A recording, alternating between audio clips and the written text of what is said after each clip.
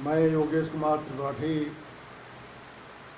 आपके अपने YouTube channel आदर्श study point पर एक बार पुनः आपसे संबोधित हूँ। मुझे उम्मीद है कि आप लोग सभी लोग स्वस्थ होंगे, प्रसन्नचित होंगे। अध्ययन में धीरे धीरे ही सही आपका मन लग रहा होगा। न भी मन लगे तब भी मन ज़बरदस्ती लगाइए।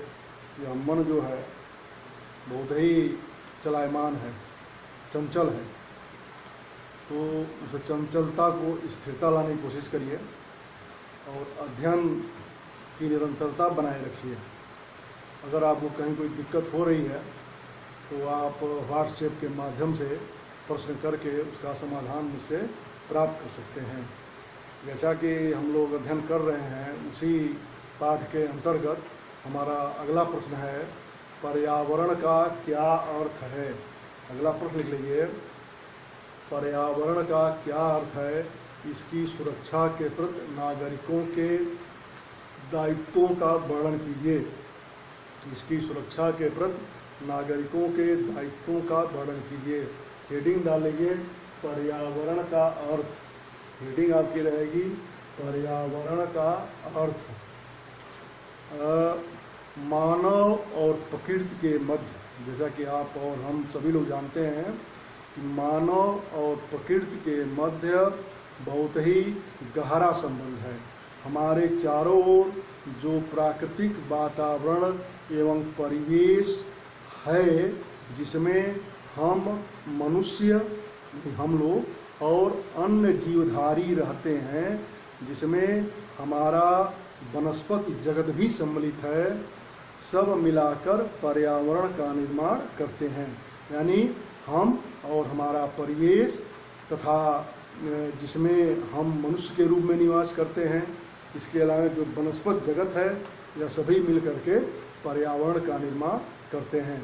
हमारा पर्यावरण मुख्य रूप से तीन भागों में विभाजित है। जो हमारा पर्यावरण है वो मुख्य रूप से 3 भागों में विभाजित है, स्थल मंडल, जल मंडल और वायुमंडल।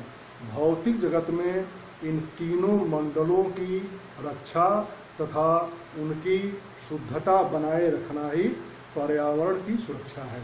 मुझे उम्मीद है कि आप इसके बारे में समझ गए होंगे। अब अगली हेडिंग डाल लीजिए, पर्यावरण सुरक्षा के प्रति नागरिकों की भूमिका।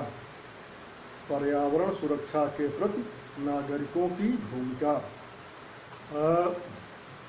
आज की परिस्थिति में पर्यावरण सुरक्षा, जो वर्तमान समय में जो परिस्थिति चल रही है, इन परिस्थितियों में पर्यावरण की सुरक्षा समस्त मानव जाति के जीवन मरण का प्रश्न बन गई है।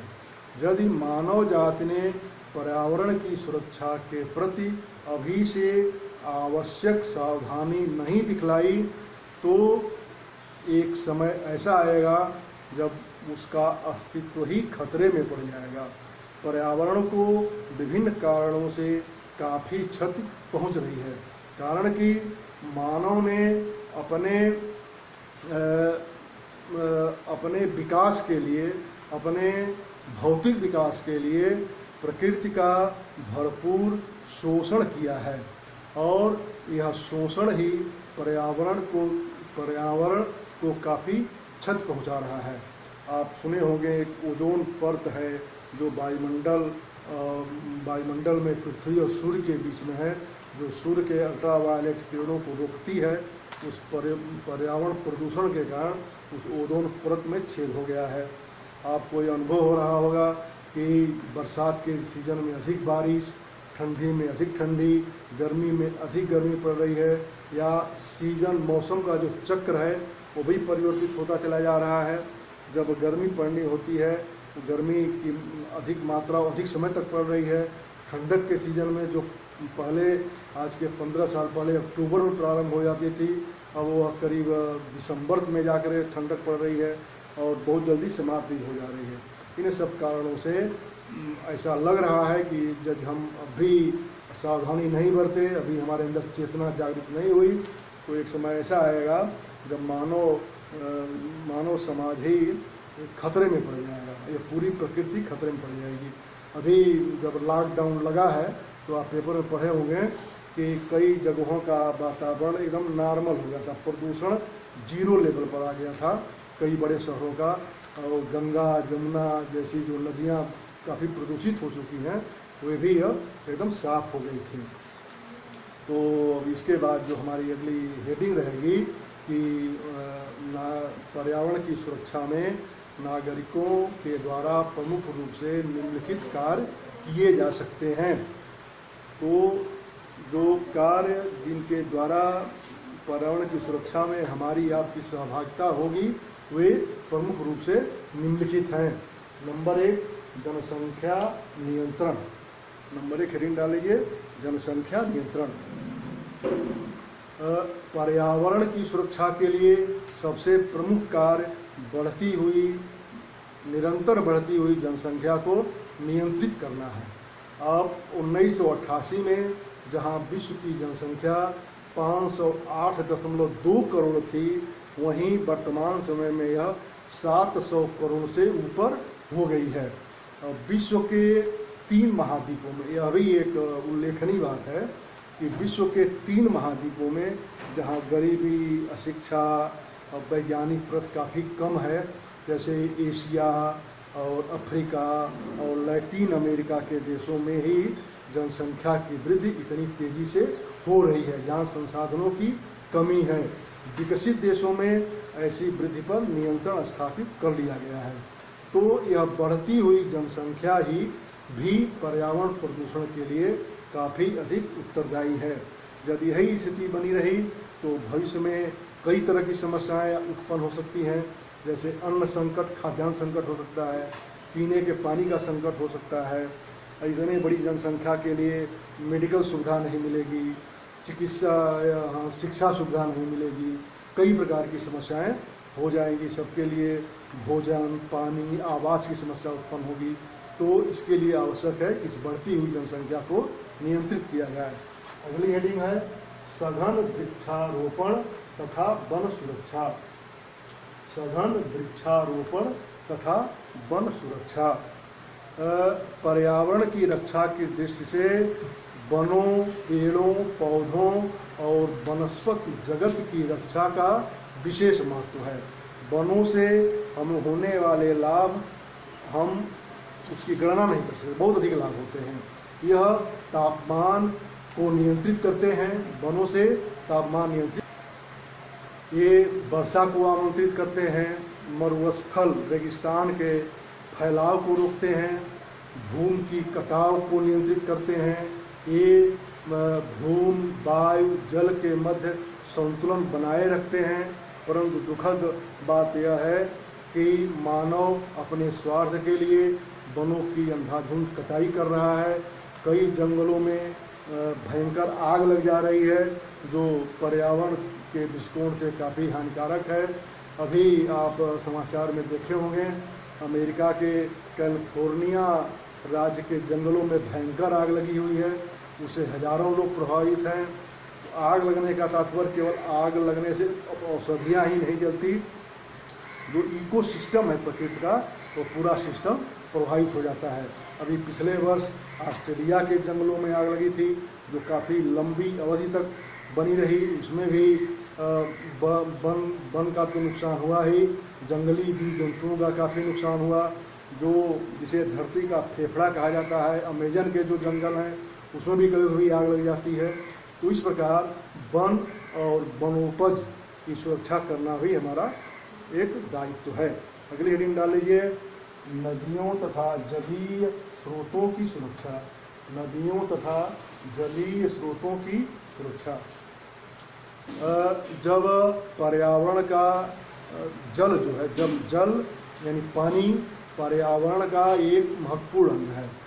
जनसंख्या वृद्धि के साथ साथ पानी का उपभोग भी बढ़ता जा रहा है। इसके अतिरिक्त नदियों, तालाबों तथा अन्य जलीय स्रोतों का में होने वाला भयंकर प्रदूषण भी बढ़ता जा रहा है, जो भविष्य में बहुत ही भयंकर परिणाम उत्पन्न करेगा।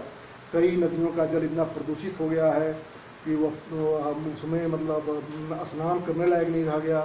नदियों का जल काला पड़ गया है, जलीय जो जीव जंतु होते हैं, मछलियाँ होती हैं, उसके अलावा जो अन्य जीव होते हैं, सब मरते चले जा रहे हैं, समाप्त होते, विलुप्त होते चले जा रहे हैं। एक डॉल्फिन एक होता है, जीव होता है, स्तंभधारी जीव होता है, जिसे हम लोग देहात की भाषा में अपने यहाँ सूस कहते हैं। वह हमारे यहाँ राप्ती नदी में बहुत अधिक मात्रा में पाया जाता था, अब यहाँ समाप्त हो गया है। अब गंगा नदी के कुछ एरिया में, कुछ क्षेत्र में ही वह मिलता है, प्राप्त होता है। उसकी संख्या कुछ हजार तक सीमित हो गई है। तो इस प्रकार जल तथा जलीय स्रोतों की सुरक्षा करना भी हमारा सबसे बड़ा दायित्व है। अगली हेडिंग है परिवहन के साधनों की उचित व्यवस्था। परिवहन के साधनों की उचित व्यवस्था। परिवहन के साधन वायु प्रदूषण और ध्वनि प्रदूषण दोनों फैलाते हैं। भारत तथा तीसरी दुनिया के अन्य देशों में अभी भी ऐसे वाहन चल रहे हैं जो वस्तुतः कबाड़ में जाने के योग्य हैं। उनके द्वारा उत्सर्जित धुआं जो कार्बन डाइऑक्साइड गैस को वातावरण में फैला देता है, उनके द्वारा किया गया ध्वनि प्रदूषण, इन सब कारणों से पर्यावरण को काफ़ी क्षति पहुंच रही है। इस पर नियंत्रण लगाना आवश्यक है।